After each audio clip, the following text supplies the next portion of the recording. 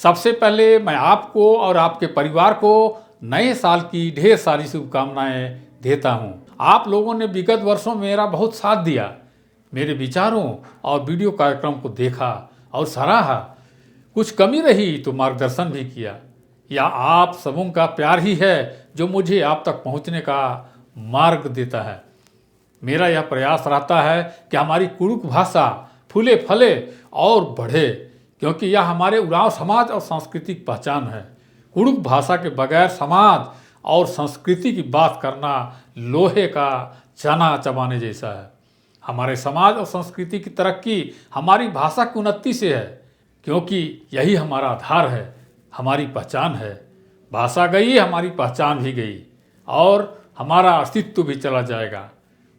दूसरी बात कि अभी हम जहाँ हैं, जैसे हैं वैसे ही रहें, परंतु हमेशा सकारात्मक सोचिए, नया करने की सोचिए। जब हमारी भाषा और उरांव समाज की बात होती है तो हमें एक साथ आगे बढ़ने की ज़रूरत है। इस नए साल को एक नई शुरुआत मानकर हर दिन को बेहतर बनाने की कोशिश करते हैं। आप सभी को एक खुशहाल, समृद्ध और सफलता से भरा नया साल मुबारक हो।